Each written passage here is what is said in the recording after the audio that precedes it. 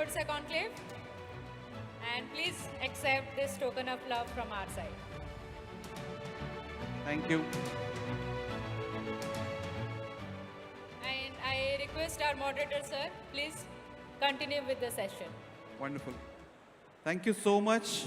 At the outset, before I start, I would like to thank on my behalf, on the panel's behalf, for giving us this opportunity. It's really wonderful to see the state take so much importance and give that importance to skill development. And thanks for this session. They normally say the best session, the most interesting session is before lunch. Because if you want to retain people, which is already thinning down, the only way to do this is get the best speakers. So our session, I believe, has got some of the best speakers. What we are going to speak about is the future of work, which is a very interesting topic. So how is work going to be different going forward? What are the changes that are going to happen in terms of the requirements for work? And hence, what's the kind of skill development that we should be looking for, right? And you saw the introduction to the panelists, simply amazing set of panelists, carefully chosen from traditional industry, from the new age industries. So let me start by just a few words of my thoughts in terms of why this is relevant. I think if you look at some of the mega trends that are already showing up in terms of how the work will evolve. One, as we all know, is the impact of technology, be it the man-machine interface or the online models that have come up, or Industry 4.0, the social media impact, that's one. The second is the hybrid workplaces that are coming. Thanks to COVID, that's only got accentuated. There's also a lot of talk about a metaverse coming in and coming with, like, you know, the holographic images, avatars of people coming in. The third is also in terms of the heterogeneity of the workplace. The women participation in the workplace has increased.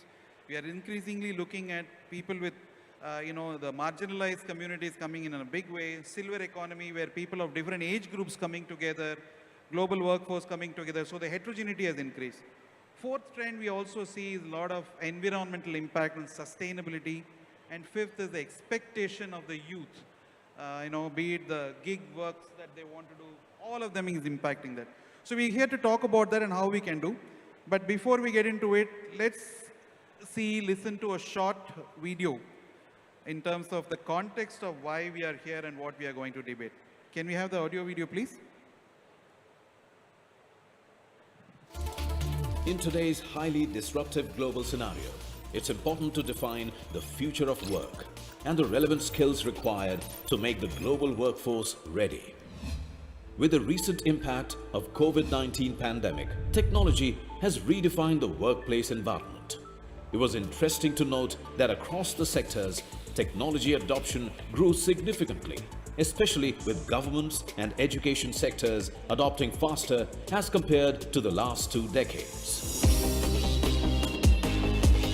As per reports from the World Economic Forum and McKinsey Global Institute, many of the current job roles will become redundant due to adoption of Industry 4.0, automation and AI. The need of manual and basic cognitive skills will be on the decline, and creation of opportunities in the technology, social, emotional will be in demand as a part of the evolution journey. Globally, the stakeholders are creating their own strategy to deal with the new opportunity in hand.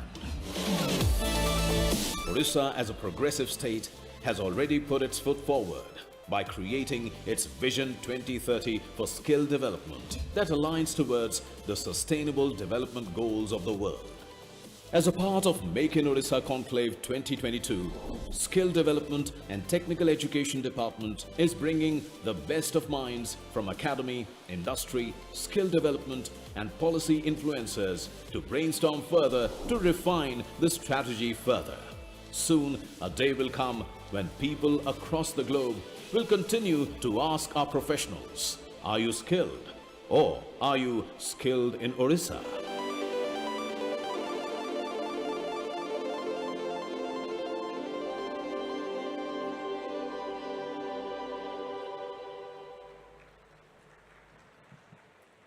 Wow, that was wonderful. Really delighted to see the importance that the state of Odisha gives, and for skill development, and I'm sure Skilled in Odisha will be a brand to reckon with. Thank you so much. Shweta, let me turn to you first. You represent the technology industry, which I believe is bearing the brunt of all these changes that are happening. So what are the changes that you are happening as a HR professional? You've been for long doing recruitment and looking at people for the job roles. How do you see that changing? Is it really as challenging as they say? Thank you so much, Narayan. And let me start, by just extending my gratitude to the organizers and the Odisha Skill Development Authority for inviting me over. But most importantly, having a conversation on this very valid, topic, something which is, I'm sure, in the minds of everybody today. And, I represent the technology sector, so I will, give an idea about how fast and how dynamically things are changing in the technology sector. And if I really look at, the three aspects which are most important, which is the work, the workplace, and the worker, there is a dynamic shift which is happening in each of these from a technology perspective. If you look at the workplace, owing and thanks to the pandemic, today you really don't need to be sitting inside an office to do your technology work. You can be skilled in a particular area and be based out of anywhere. You could be actually based out of a tier 2, tier 3 city. What you essentially need is a good bandwidth, and you are able to do pretty much, cutting edge technology work sitting out from everywhere. Or you could be in your home office with, with a laptop, and you are pretty much on your own and solving the biggest technology challenges that, the world is facing. When you look at, the worker, there itself also we are seeing a significant shift, because the workers essentially do not want to be bound in a contract, which expects them to work on a particular job, which is defined by a single organization. They really are looking at contracting, they are looking at gig, they are looking at having an opportunity to use their expertise for several people rather than just focusing on one organization. So that's a significant change. And the third and most important is the work itself. We did talk about a whole bunch about, how the advent of AI, data, machine learning is changing things. But we also do see that the way the technology is changing today and how dynamic it is and how fast-paced it is, it's really impossible for anybody to say that I'm skilled in a particular thing and be happy about it. You have to constantly evolve yourself, you have to constantly challenge yourself. And from that perspective, no longer an educational degree is as much as important as you being skilled in a particular area of technology. And that is one area where we are seeing a huge opportunity. I represent SAP, which is one of the largest tech organizations. And I see we are really going beyond just education qualifications, but looking at people's skill, but most importantly, looking at how they are able, what kind of learning agility they have, how they are able to repurpose themselves, how they are resilient to handle the technological changes which are happening and upskill themselves constantly. So if I really look at my job as a people practitioner, as a human resources person becomes very difficult, because pretty much anything which was templatized as the way to engage, hire, retain people is no longer relevant.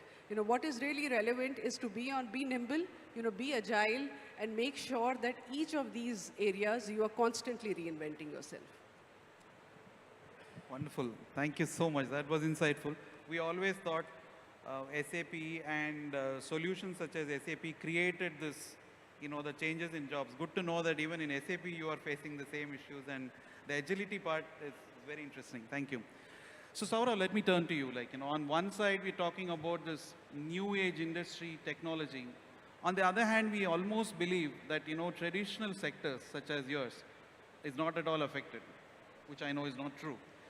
But in my view, the impact and the need for you to be relevant is perhaps more difficult in my view. I just want your views in terms of how do you look at the impact on future of work in traditional sectors, manufacturing sector and related areas such as yours. So thank you, Ryan, for the question, and thank you to the organizers for having us here, having the foundation here. So, so we look at, I like the articulation that she brought in about the work, the workplace, and the worker. Just want to look at it a little differently. So first of all, manufacturing as a whole is probably undergoing what, in many ways the banking industry underwent when computerization happened right up front. It's a quiet, seeping, creeping change that's coming in. It's been around for some time now, and it's just that people are catching on now and deciding how to react and what's going to happen. And there are some of us who sort of caught on to it, started grappling with it a little earlier, who now may have some solutions, but we don't really know whether they'll work well or not. So that's the macro picture. So 2-3 things are happening. One is, technology is seeping in, and then there's no question about it. And there are 2 things that are happening because of that. One is there are completely newer job roles that are getting created, right? So if you had the intensity of data, analysts, control workers, there's a new cohort of jobs within the manufacturing space that are getting created. There's a certain set of job roles where a job role is not changing, but the method is changing, right? It's not as if jobs are becoming obsolete. It's not as if, you'll be out of a job. But how you deliver, what you're capable for, that definition is changing. And then it's true. I mean, there is a proportion of jobs which are probably not going to be around going forward. In our experience, it's this middle rung. The newer jobs are all very glamorous, nice. It's a question of what kind of training facilities you're setting up to catch up to that. The middle jobs where it's like, that classic thing about, do you put something into boiling water, does the water around you boil? The water around you is boiling, and that's where we see most attention that companies need to put. The other thing that's happening, which is, to take the workers' narrative, I'm going to use a little bit of development jargon here maybe, but jobs are becoming more rights-based. There's greater rights consciousness that's coming into, the workforce, even people at the entry stage, which I think is good. Overall, it's a great sign, right? But when I say rights-based, one is, what you expect out of the job. I mean, what else is this entire gig economy? It's someone asserting their right to say that, hey, I want to work 4 hours here, 4 hours here, and I should be able to do that. So unless as, large-scale employers or trainers, you recognize that saying that the gig economy is going to play out, these are symptoms, but the actual movement that's happening is there's greater rights consciousness. And I'm saying this from the Tata experience. We've also seen people place much greater premium on businesses to do the right thing. What I'm saying is probably a little old-fashioned, but we've actually tangibly seen that go up. Saying that if you're doing right by your workforce, if you're doing right in terms of business decisions, there is a greater premium and the better talent tends to come to you. And that trend has sort of gone up in the last few years. So this is what we've been seeing. And I think 2030, this is where we are headed broadly. Very, very, very eloquently put out, Saurav. Unfortunately, given the time, I would want to deliberate this maybe for the next 2 hours, but I know, but very interesting insights in terms of even the category of jobs that are getting affected and why people are going to it. This is very interesting. Thank you so much.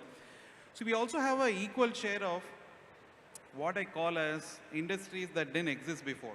While we know that an IT industry or a steel industry was there, we also have representation of what is called as new age leaders, where 5 years back, if somebody had said such an industry, we wouldn't have even believed. So let me look to Raghu, who represents Load Share, a logistics firm. Logistics not in the traditional sense that we know, but completely different. But almost like what we would have wished for some time back to happen in the cyberspace. Raghu, what is your thought on how do you get people for this? When we don't know what is the industry itself, how do you get people, how do you train them? And I don't know how you retain them. No, I'll just, this is close to lunch hour, so I'll just give you some numbers to give you a sense of what was 5 years back, what is now, and what is 5 years from now, right? So in lunchtime in Bhubaneswar 5 years back, the number of food deliveries that would have been done would have been 0, almost 0. Now, as we speak, in the lunch hour, I think there would be at least 5,000 to 7,000 deliveries that would be happening only in Bhubaneswar. So that just tells you how things have changed over the past 5, 6 years. You project that going forward, I would not be surprised if you say in the next 5 years, there would be 15, 20,000 orders that would be delivered in Bhubaneswar alone during the lunch hour, right? All this is a new economy. All of this is powered by a new class of workers, we call the gig workers. Overall, just to put it in context, India has roughly like 10 million deliveries that would be happening every day. It's been done by 1 million, 10 lakh of delivery boys who are there. This segment didn't exist 5 years, not 5, but 10 years back, this segment didn't exist.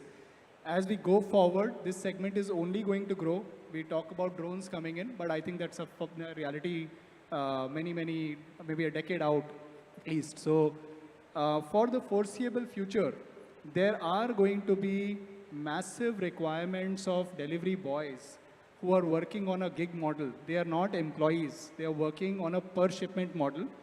And that makes it very unique and very challenging. The numbers that we talked about, like I said, right, it's 1 million, 10 lakh delivery boys. To get these guys to work in flexible hours. They don't come and work for 8 hours, morning till evening. No, they come in during a lunch peak. They come in during a dinner peak. E-commerce deliveries happen a particular slot. So to get these guys, we need to give them a economic proposition. I think that's one thing that has been very clearly established. As a company, we have 20,000 delivery boys who work with us. I feel very happy to say that many of these guys actually working with us full-time, they get 20,000 rupees plus per month, right? And this gives them a opportunity to create a great thing for their families. They are able to elevate their socio-economic status. As we go forward, we feel confident that this economic proposition for them will stand. So that's going to be the core of how do we get these guys into the fold. The second part of it is how do you retain them? And how do you make sure that you're upskilling them? Because this is not anybody's aspiration, right? This is, people will come in, they'll do it for some time, and they'll have to want to move on to something else. So as a company, as a quote-unquote employer of these people, we realize it. And therefore, we have to reconfigure ourselves to say, look, it's not a permanent job, but we want to make it attractive for us to get them in. And you'll find it very surprising that here is one of those industries in India where the demand is actually throttled because of supply, in the sense that we have more requirement of delivery boys than we have them, right? So we realize that for this to become more attractive for people, we have to create a way in which we say, look, come in, I'm going to also help you get skilled further. And I'm going to keep making sure that you have something to look forward to. And I realize that at one point of time, you'll move on and do something else, right? But for the period that is there, I want to be the best employer or best kind of provider of employment for these guys, right? So, and that goes to saying, how do we skill them? These are guys who are, they're not on a laptop. They're not going through formal training institutions or training courses which are held in a classroom. So this is on-the-job training. This is about telling them, hey, this is the way to deliver. This is the way in which we are going to help you understand how to work with our technology platform so that you are able to deliver the best customer experience for your customers, right? So this is a very different paradigm, and this is very interesting and challenging at the same time. And one thing I'd call out is, in the context of Odisha, we found that the delivery boys who work with us, both inside Odisha and outside, have been outstanding, which is why we are here trying to make it a larger program with the government to be able to get many more delivery boys to us, both inside Odisha to cater to the growing demand, and for the deliveries that are happening outside the state. How can this become a great feeder pool for us to be able to offer boys here a fantastic, decent employment, and to be able to provide, fulfill the demand that is outside all over India and which will continue to grow. Oh, wonderful. Now, this is amazing, right? Imagine you need people. The job role is not very clear and it is changing. You don't have a big brand like SAP or Tata's and other things. You don't have a structured work environment, and you don't have a training program. Yet you have the biggest need for retaining people, and you are doing it innovatively. Amazing. Fantastic. So let me also turn now to Amrendra. Nest Away is almost a dream. I learned a lot about this with you. And like what logistics is the fundamental sector for industry, you're doing something that is fundamental for living from the beginning, just that you're doing it differently. How do you see people taking to your sector as you recruit? Most importantly, how do you give them a career? How do you give them the hope, like Raghu said? How do you attract them to be part of your setup for a longer period? And how do you see the future emerging? Thank you for the question. You know, so we have gone full circles on this. When we started long back, some of these Western thoughts of employing gig and my views on gigs can be very different. You know, what happens in this, right? In the semi-skilled to unskilled job strata, the market is fully open. And hence, some of these services are not fairly priced. You know, because today, the consumers of services are people with surplus income, and for a better service, people are paying to the brand. But when the brands are recruiting people, because you know there is no difference as per the certificate, experience, training levels, that is kind of verifiable when you recruit. So you know the recruitments are happening at fairly open market rates and with a free participation of people coming in at the lower end of the jobs. This basically the market is always pro-employer and not pro the participants, right? So one of the ways that we think is to kind of regulate and kind of license. You know, if you're a great plumber, there must be a certificate, and hence people should pay you $700, not 150, because that's what you get paid. Because as a consumer, I also know that this guy may not have the necessary skills. It's an odd job. The problem of odd/gig jobs is that market usually underprices them because market does not know that it is with skill, without skill. So one of the things that I think is essential when we are sort of thinking about pushing a lot of people into employment is to also send them and create a skill profile for them, figure out a way to, you know, restrict entry or sort of regulate it so that people get fair wages. Look, as a business, I wouldn't take up the opportunity of developing people because I already have so many things against me. I have to build my business, I have to deliver profits, and there are multiple stakeholders, right? I want to be a fair player. I want to say that, you know, we employ a multi-skilled, we call them MSTs, which is multi-skilled trained people who could do plumbing, you know, carpentry and bunch of things. It's kind of shocking that, you know, if I want to even pay them 30,000 rupees a month, not 15,000 rupees, I don't know whether they know the job right. So I think expecting industry to set up skill centers, train them, bring them back is a very tall order, especially when, you know, there are other organizations working on the same problem. So there's a lot of duplication of effort. I think these people deserve better. They deserve licensing. They deserve a certificate. And they deserve fair wages of 30,000 and above. Unless we do that, because the rich in India can afford. The problem of rich in India is that they wouldn't pay, and we're a very value-conscious society. If I can't distinguish that, you know, you are doing some odd jobs in the day and plumbing in the night, or you're a skilled plumber. So some of this initiative like Skills in Odisha is great, but when it comes to employment market, we have no clue. We don't know. So I think they need to come with a profile that's kind of immutable, which markets could refer to. And I would, as an individual consumer, forget as a brand, I would always pay more if I could ascertain that you really have the skills that you're talking about. In engineering, in medicine, in law, it's kind of implicit, right? Because you never see an employer hiring below fair market wages. Now the problem of this market because of free entry is that fair wages is anywhere between 0 to 5,000 to 10,000 to 15,000. And you know, industries are cutting it short by saying, we'll offer bare minimum salaries because you know that's what the mandate is, which is kind of half done for people who are participating in the market. So my view is to more, you know, sort of really bring their skill onto employers with a lot of verifiability. And I think, you know, their careers will be taken care of by themselves. It's a tall, I think it's not even right for me to even tell myself that I can manage their careers. Who knows, a plumber can tomorrow become a lawyer. I think we do wrong by them by creating a profile and sort of perennially sort of, you know, kind of boxing it around. So I think to me, gig needs to come with skill profile, or else it's just, it can degenerate into exploitation plus carelessness. Sort of, that's the complete spectrum. Oh, wonderful, Amarendra. Very nice to hear. Like, Amarendra is the founder and an employer, and nice to hear him speak about from an employee perspective. What are the difficulties? What are their growth path? Really tells a lot about how you care for the employees. But there are certain interesting things that he said, and we have Raghu in audience. Like I'm sure he's listening to some of those additional expectation he has of, from maybe government can step in, play a role in terms of defining these things. And I'm sure Odisha government, under the leadership of Raghu, Hemant and others are doing a lot. Could start in Odisha for all you know. But thank you so much. So I know we have very little time left, and also grumbling stomachs are not the best way to listen to stuff, how much ever we do. So I just want to put some perspectives and then ask you your views on this.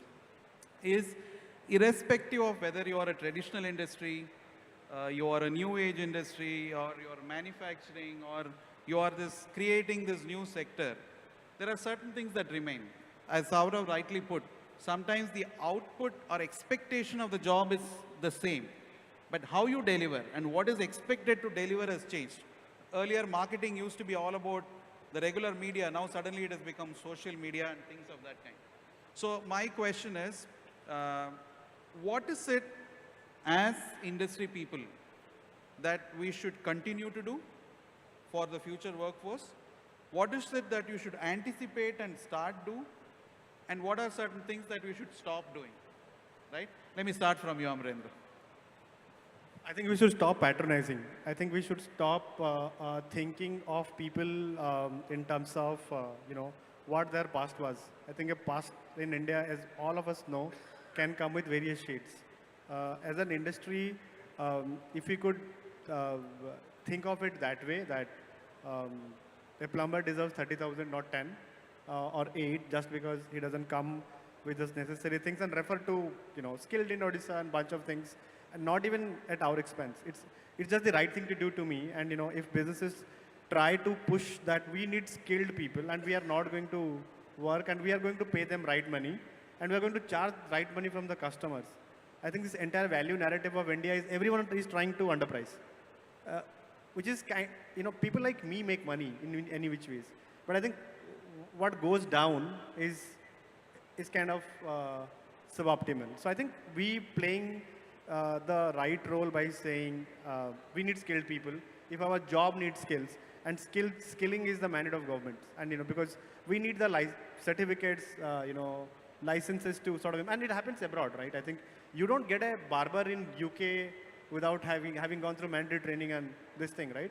I think while they're training, they have kept the market open. So I think a lot of careful deliberations on those aspects is what I would expect. Thank you. Thank you so much. Thanks for sharing your thoughts. Shweta, what do you think we should start, we should stop, maybe we should anticipate and initiate? I would say that for long, we had a certain template of what talent looks like, right? And that template was a certain pedigree, a certain kind of, persona of who should really be a future talent. I think we should throw this, templatized and definition of talent. Skills and talent, skills is the new currency. So that is what we should really look at. Pedigree is institute, where you're coming for really matters less, but it is really important on, what the person is coming with and how he is able to really give in and learn. I think that's the biggest thing that I look forward to. And the things that we should stop doing is predicting future of work. That is something which I find extremely, hilarious, because it's like crystal gazing and, seeing that we have figured it out. All of us, have to be very, very, aware that things will evolve very fast, and it is up to us to keep pace to it. So anything where we say that we have figured it out is really a misnomer.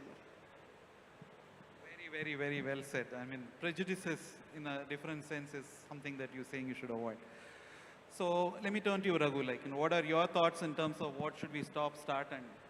I think we should start recognizing that there's a new economy that is brewing, which is a massive source of employment generation. It might not be very cool and high skilled, but it certainly puts many people in the next layer of socio-economic development, right? So I think the effort should be to recognize it, and for governments and all employment bodies to figure out ways to make sure that this demand-supply gap is bridged actively by them kind of enabling and matchmaking better, right? And providing support so that we can, where we need work, we are able to find workers, and this is high quality, decent work, right? So that's number one, what we should continue and start doing more.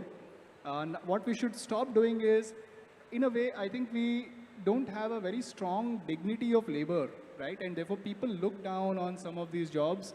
But look, these are jobs that are pulling people up from a lower economic strata and making them to stand and make sure they're supporting their families. So I wish there is more kind of positive kind of messaging around this so that people feel like, hey, it's a great place to start. In US, most people actually work on a per hour basis. That's the basis of how CEOs have gone up. They've started their job as a McDonald's restaurant worker, right? And they've worked their way up. I think the same thing should happen in India, where we should recognize that there is dignity to starting off. And this is not your end state, but hey, get a good start in life, be self-dependent or become independent by some of these and figure out what else you want to do in life. So we should kind of improve the positive messaging around these kind of jobs. Thanks, Raghu. I think contextually, this state, Odisha, has done a lot in terms of bringing back the pride of being a skilled labor. In many of these occasions, be it the World Skills Center or the entire program, Project Shakti, in many areas, I think they're bringing back. So it's well began, but you're saying it should spread out and become a movement of sorts. Like, thank you so much. Saurabh, let me turn to you. I know you're the last speaker in that sense, but I also have a special request. We talked about some of the roles that should not go obsolete. Maybe we are ignoring and we are not giving it enough thrust. If you can add that also when you speak about the... So, what we stop and what we start in the context. So I think what we stop is a school of thought or a conversation on future skills, which does not take into account that wherever we are in 2030 or 2035, whatever horizon we choose, the overall construction of India Incorporated, the concept is going to remain the same. It is going to be 97, 98% MSME, etc. You know, we shouldn't adopt a large industry model and consider it to be applicable everywhere. So that's number one. That's a school of thought that has to stop. And the other this thing is, you know, I think, yes, there are certain roles that are not, certain jobs, certain vocations that are not talked about now, but I think they're probably going to become extremely important, more important than what they are right now. I think the example that we were discussing was, you know, today we have, if you just look at the role of an economist, okay, you will have risk economists, you will have quant economists, you will have, you know, multiple kinds of economists. Where is the next big agronomist?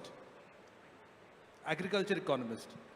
You know, so there are many startups who are doing brilliant work on this space, but you know, somehow agricultural economics right from 1970s, 80s seems to be just going on the wane.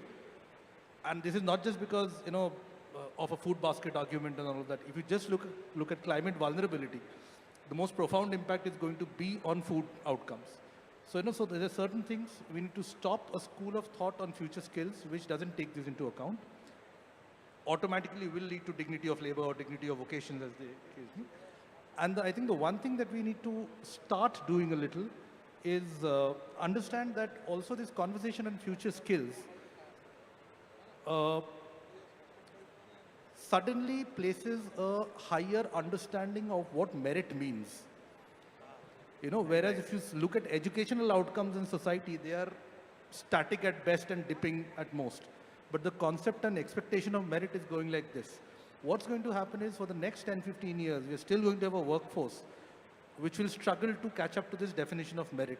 So the next 10 years, whatever the roadmap, is going to be a struggle unless we understand this. And that is where conversations like this and the work that I think the government of Odisha has started, initiated, and we're doing is going to be critical. So that gap is something one has to start being conscious about. So, fantastic. Very, very well put. Thank you so much. I know we well passed into the lunchtime as well, so I don't want to, you know, belabor more. I don't want to capture the points as well because it will be a long session. All I can say is, you know, I think Shweta, you mentioned, it's perhaps futile to start predicting future and predicting what will happen on the workforce. It's better that, you know, instead of predicting what it is, we get aligned, we are agile. And as we move, we kind of, you know, align ourselves to be, you know, whatever job role that comes in, we are prepared. And So for skill development institutions, I think the big message that we have from the panel, apart from your technical skills, apart from your life skills, also teach them how to learn and unlearn. The most important skill that the youngsters and why youngsters, everybody who's working, who wants to work should learn is how to unlearn and how to learn and how to learn faster. With that, we once again thank the government of Odisha for giving us this big opportunity, and we really thank the time that you all spent here in spite of, like I said, the grumbling stomachs to be part of here. Thank you so much, and we'll conclude Thank this you, here. sir. And we have one question from the audience today. Yeah. So And I request the volunteer to pass on the mic, please. we'll be very happy to take if there are questions.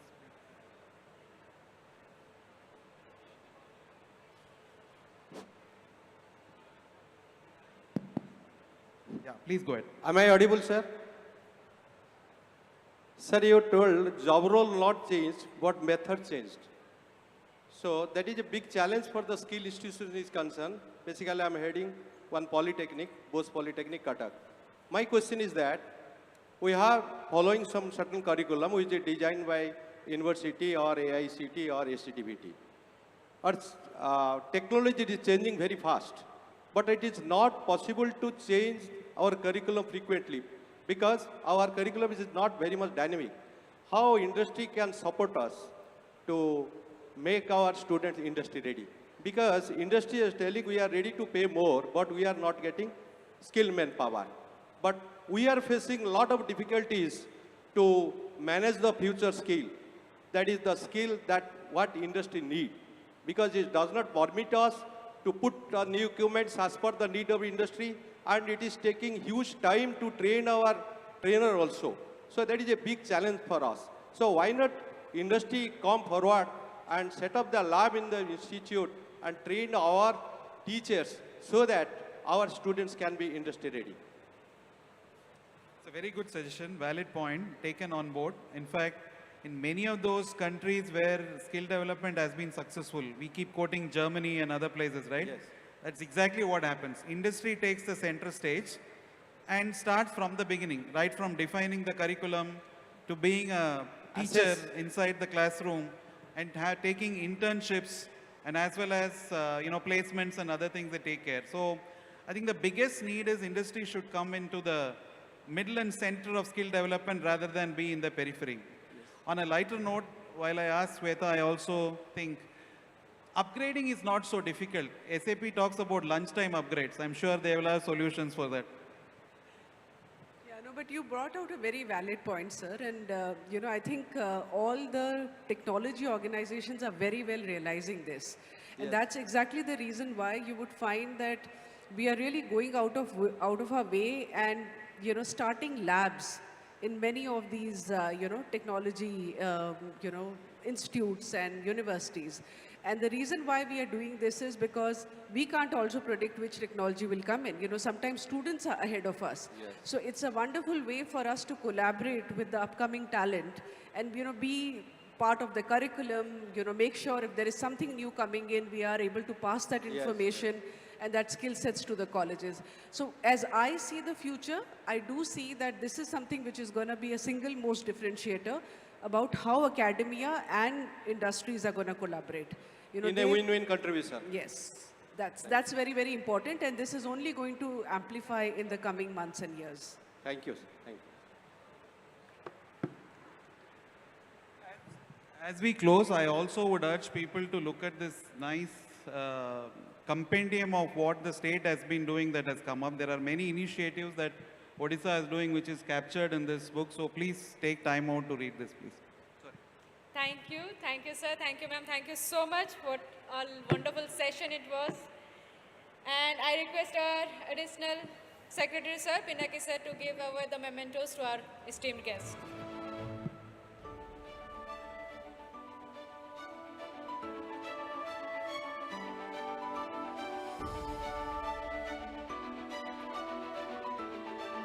I request the audience, please put your hands together for all our esteemed guests. Thank you everyone for joining us today. It was a lovely session indeed.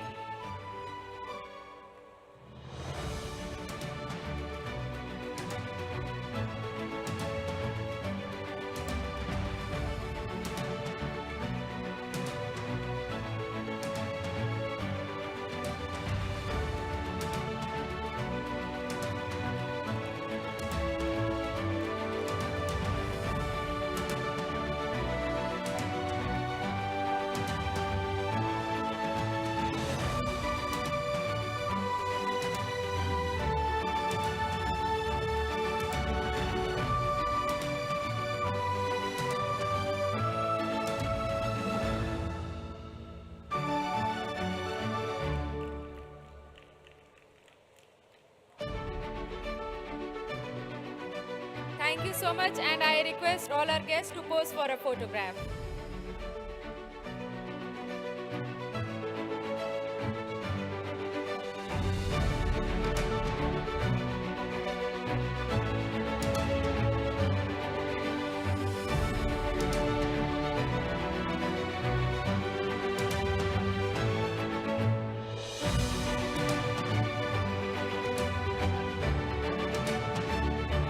Thank you so much, and we have lunch arrangement for all our guests at Swasti Premium, and the food coupon is inside that folder.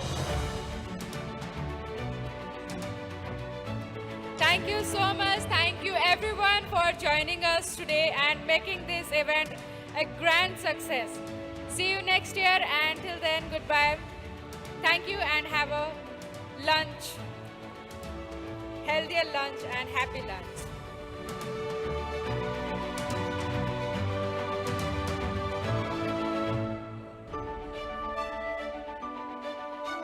I am a host Pupul Bhaiya signing out and see you next. Thank you so much.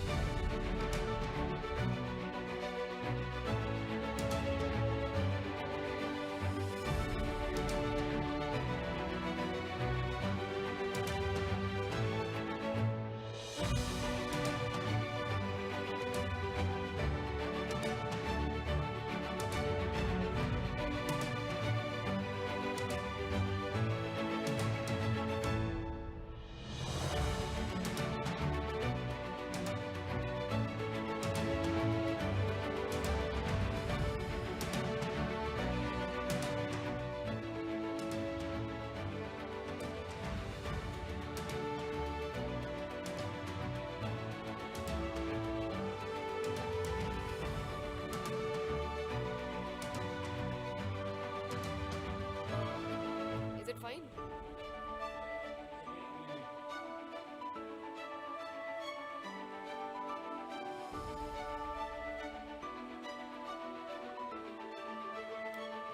Should I keep both open?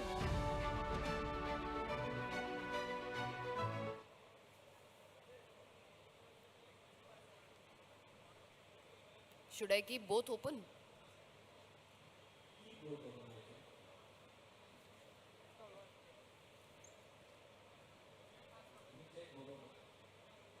Checking the second one now.